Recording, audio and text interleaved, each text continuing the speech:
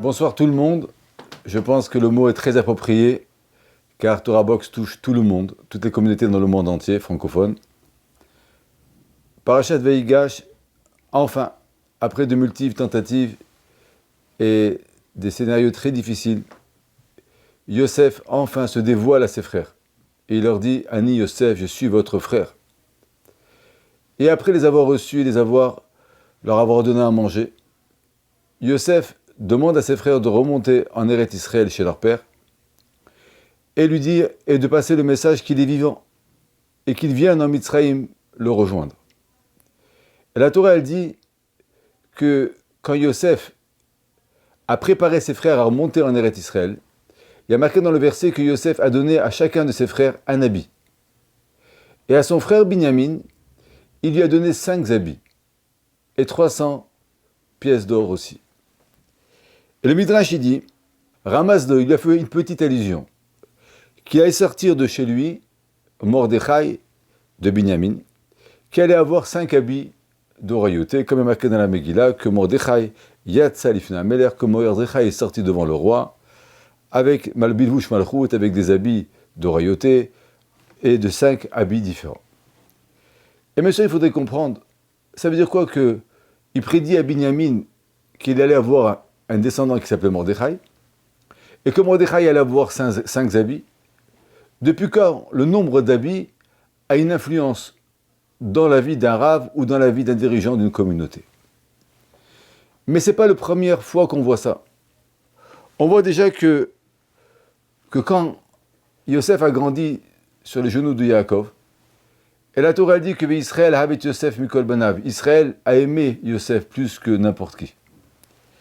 Et qu'est-ce qu'il lui a fait? Il lui a fait une kétonet passim. Il lui a fait une tunique de passim. Qu'il a donnée exclusivement à Yosef. Et nos maîtres déjà nous disent que ceci, bien sûr, a amené la jalousie. Mais Yaakov a donné à Yosef une kétonet passim spéciale. Le Midrash dit, c'est quoi cette kétonet passim? C'est quoi cette tunique de passim? Amar Rabbi Nechemia, qui lui a transmis dans les passim toutes les halachot, toutes les lois qu'il avait appris chez Shem Ve'ever, qu'il avait appris dans les yeshivas de Shem Ve'ever.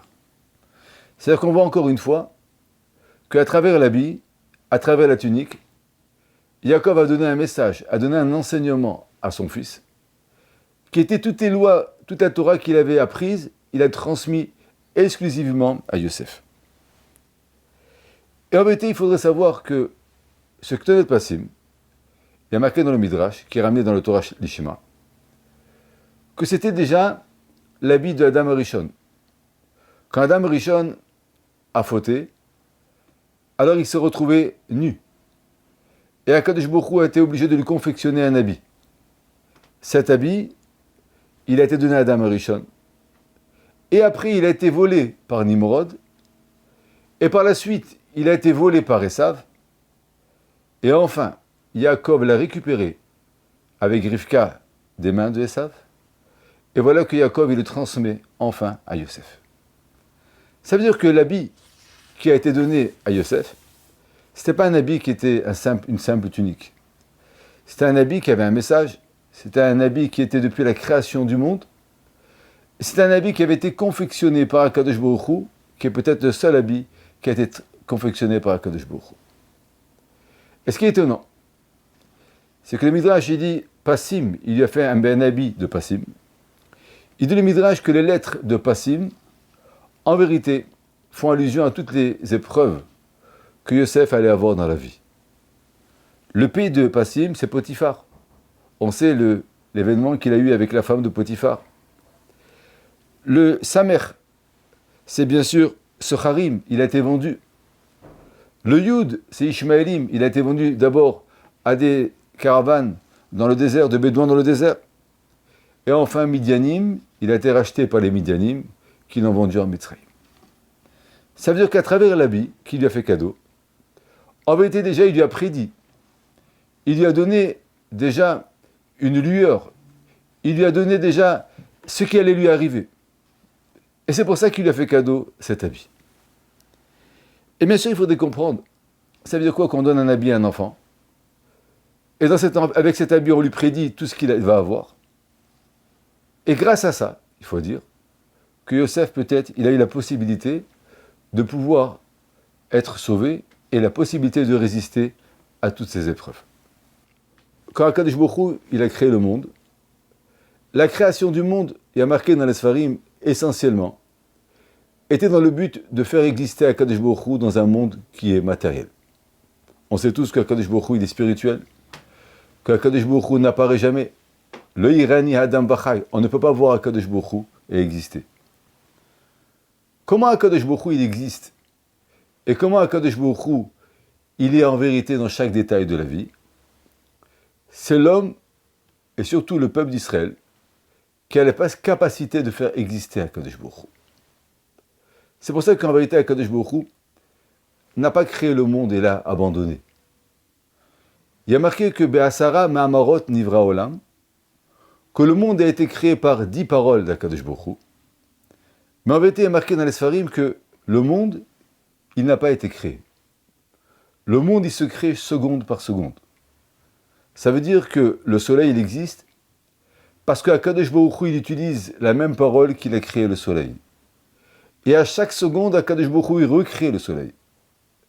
C'est ce qu'on dit dans la Torah, Amechadesh, ce qu'on dit dans la Tfila, Amechadesh betuvo bechol yom tamid, maaseh bereshit. Akadosh Baruch Hu, il renouvelle chaque jour, tout le temps, la création du monde. C'est-à-dire qu'il n'y a pas un monde qu'on a créé et qu'après Akadosh Baruch Hu, il est laissé à lui-même. Il y a un monde qui a été créé, il y a un monde qui se crée, et il y a un monde qui continue d'exister grâce à la parole profonde d'Akadosh Baruch Hu.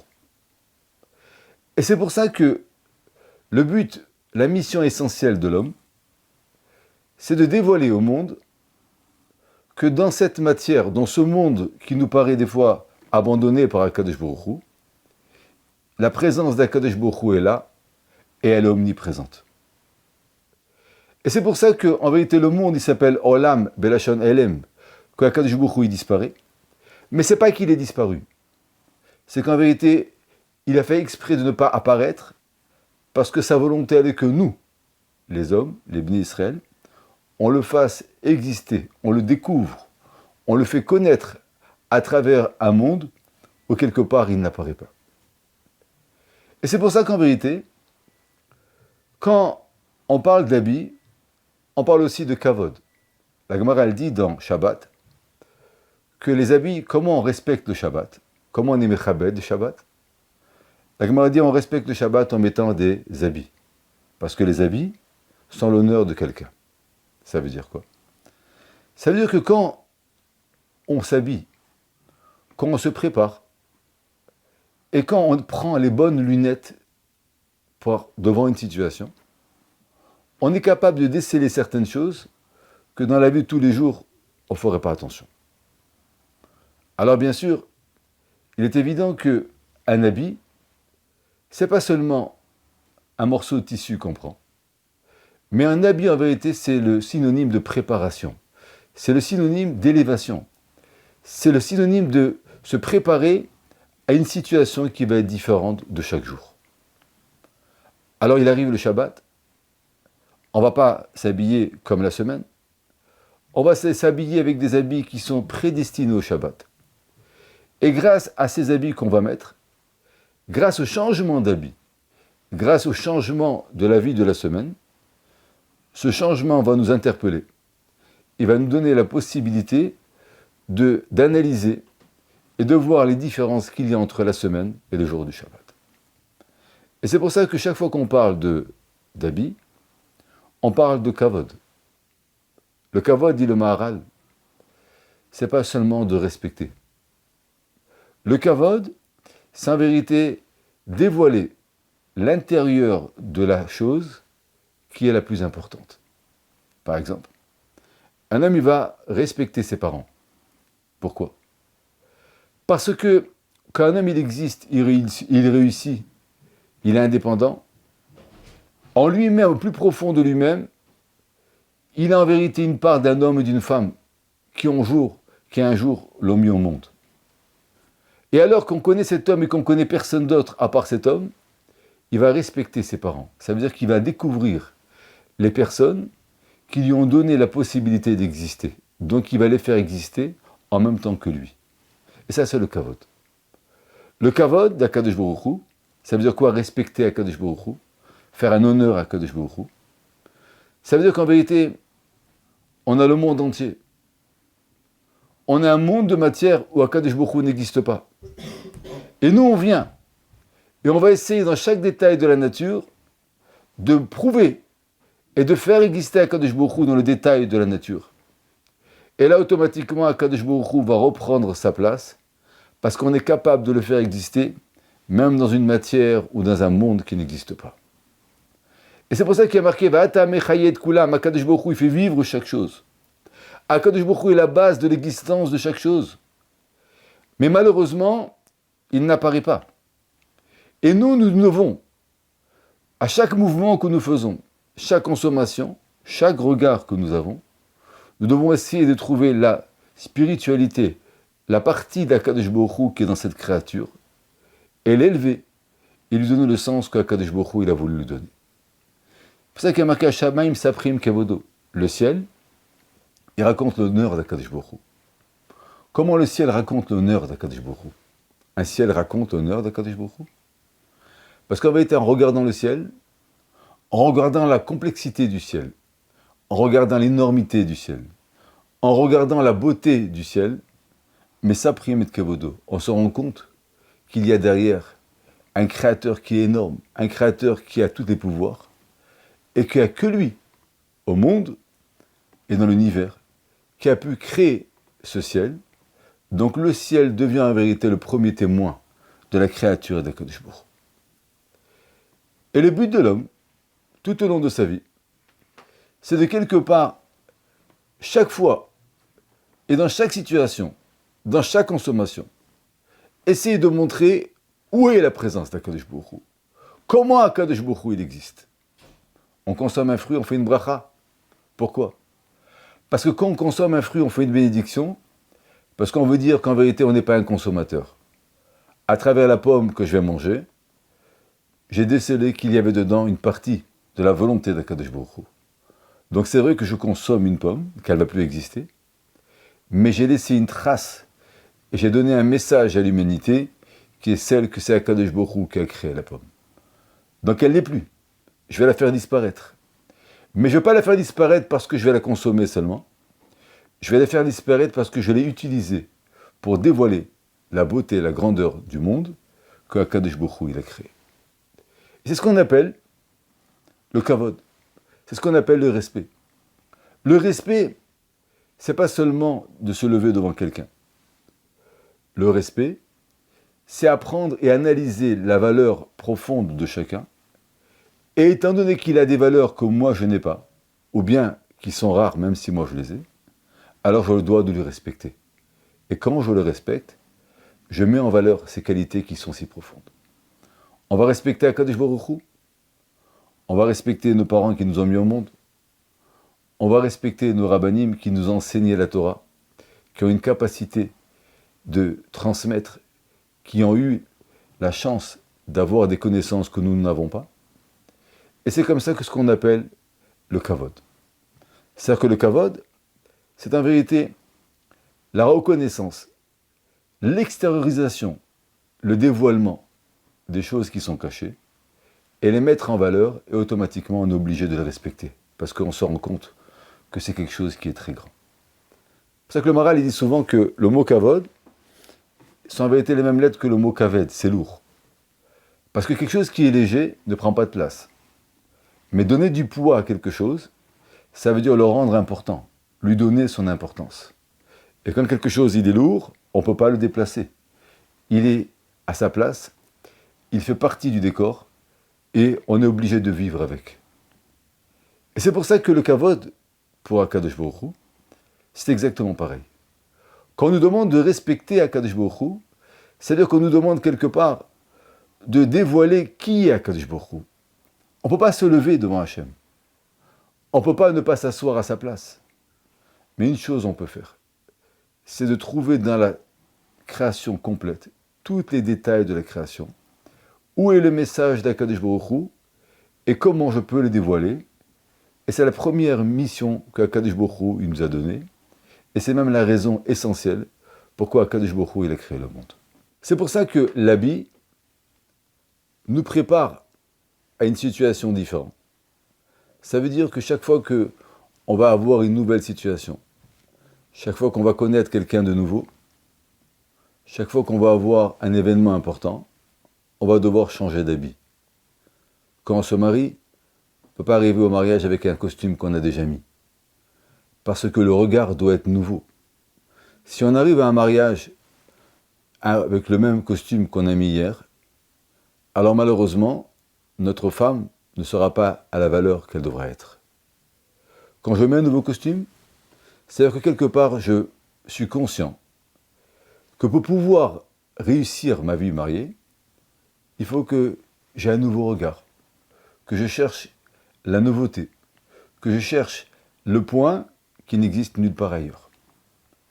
Il arrive le Shabbat, je mettrai un costume qui est beau, parce que si j'arrive le Shabbat avec le costume de la semaine, je n'aurai pas la force et la capacité pour avoir ce regard spirituel que la Torah me demande.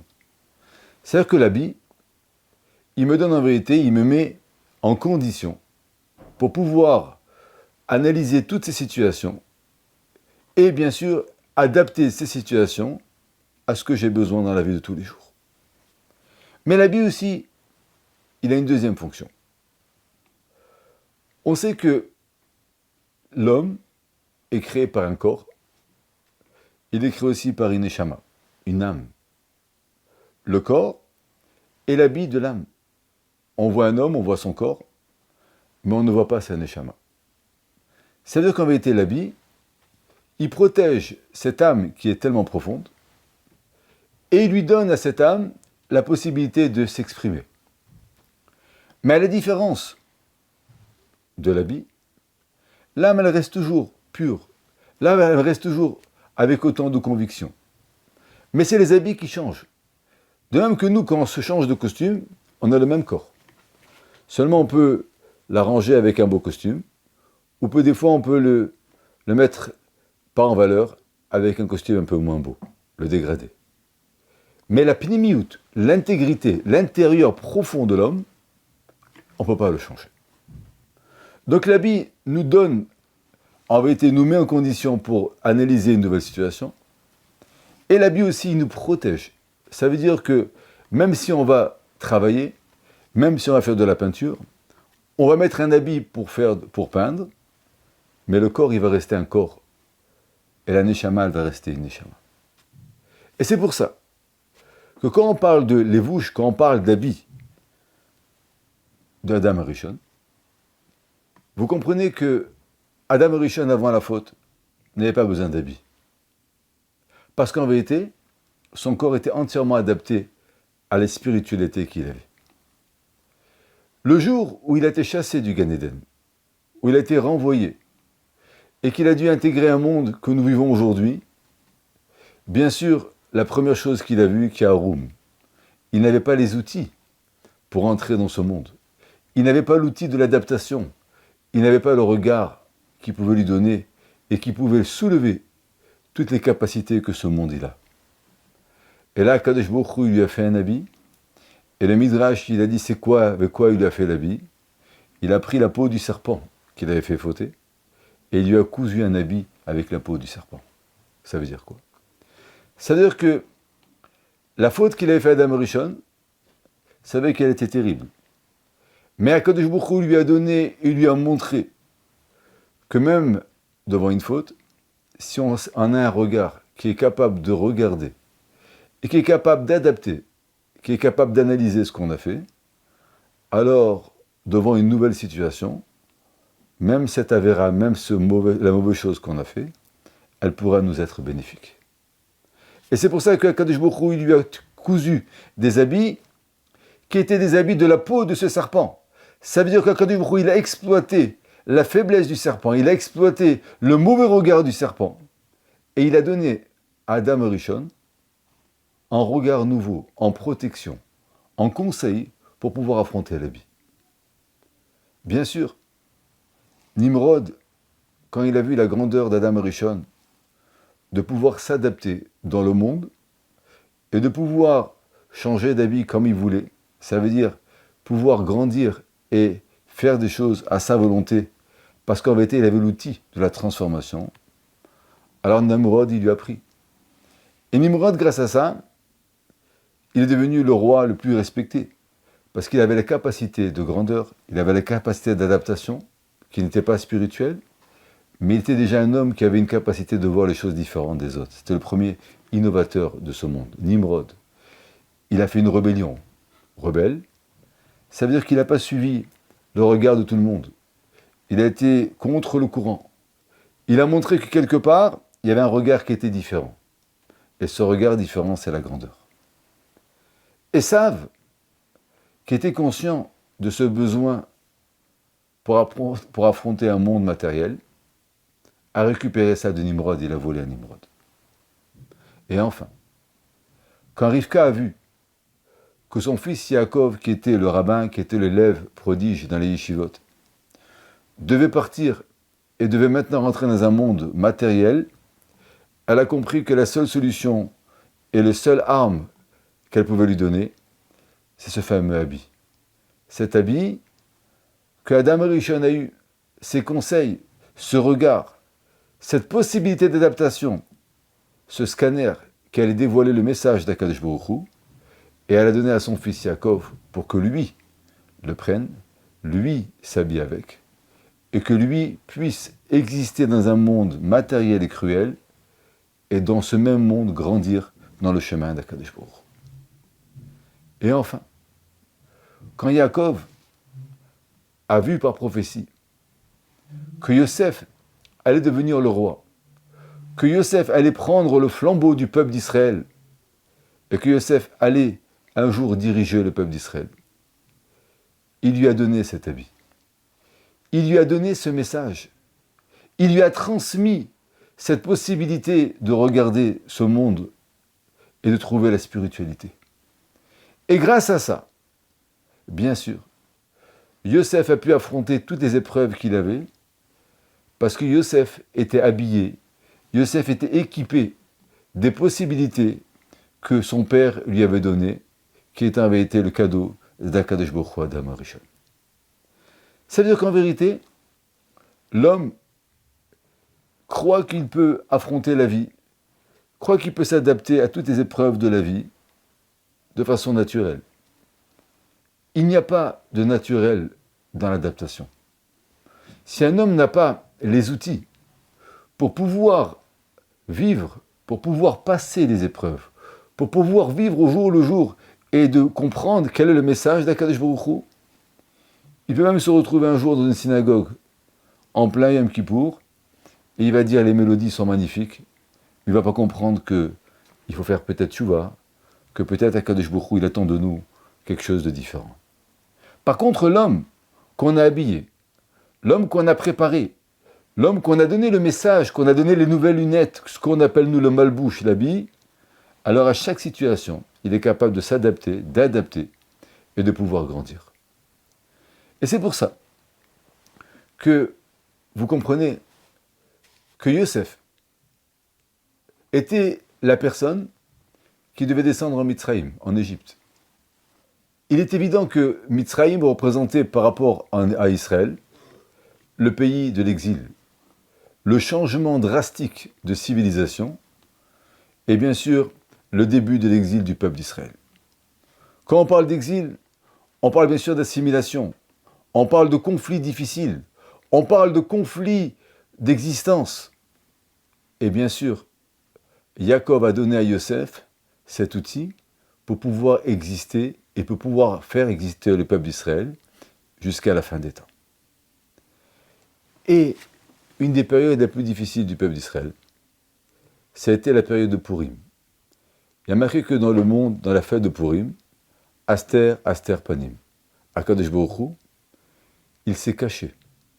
Il n'y a jamais eu de période aussi difficile pour le peuple d'Israël que la période de Purim. Akadosh Baruch Hu ne montrait aucun signe d'existence. Akadosh Baruch Hu ne répondait à rien. Akadosh Baruch Hu avait donné la force à tous les peuples de la terre contre le peuple d'Israël. Aman faisait ce qu'il voulait. On avait l'impression qu'Akadosh Baruch Hu n'existait pas.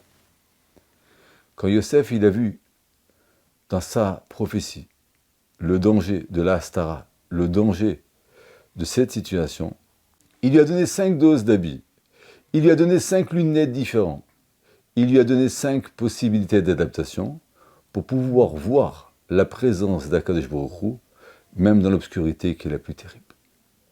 Et c'est pour ça que je finirai avec ça. Que souvent, quand on parle de tzniut, on parle de discrétion pour les femmes, pour les habits, qu'il faut se couvrir, on pense toujours que c'est une punition. Mais ce n'est pas une punition. C'est qu'en vérité, plus que n'importe qui, ce sont les femmes qui ont la responsabilité de s'occuper des âmes du peuple d'Israël. S'occuper de nos enfants qui sont des âmes importantes nécessite une préparation et un regard extrêmement élevé.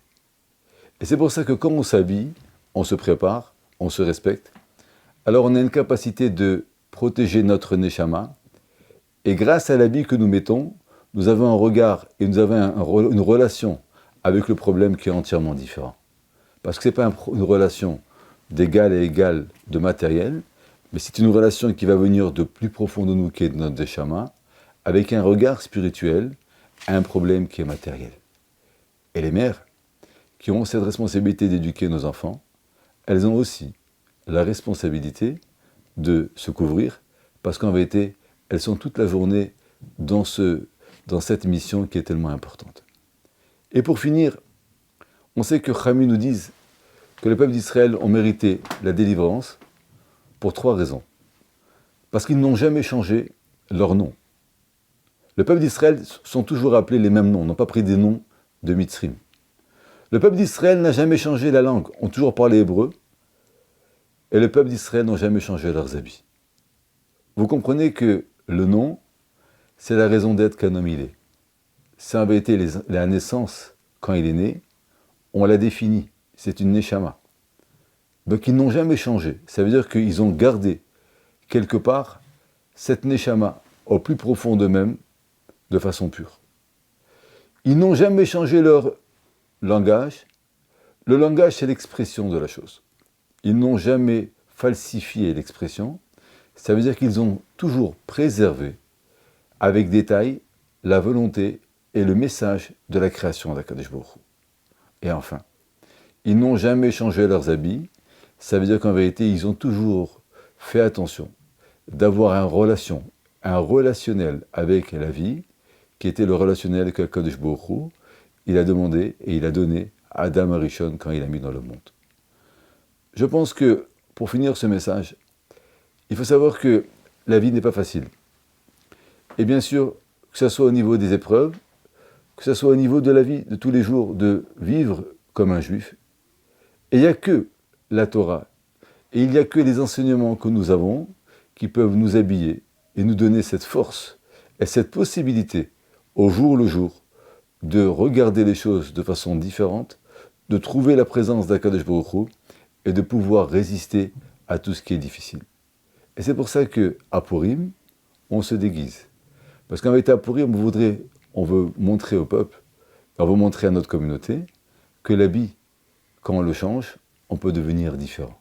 Donc on change d'habit pour montrer qu'en vérité, le déguisement, c'est ce qui fait des fois d'un homme un grand homme ou un petit homme. Shabbat Shalom, Hatzlacha et beaucoup de bonnes choses.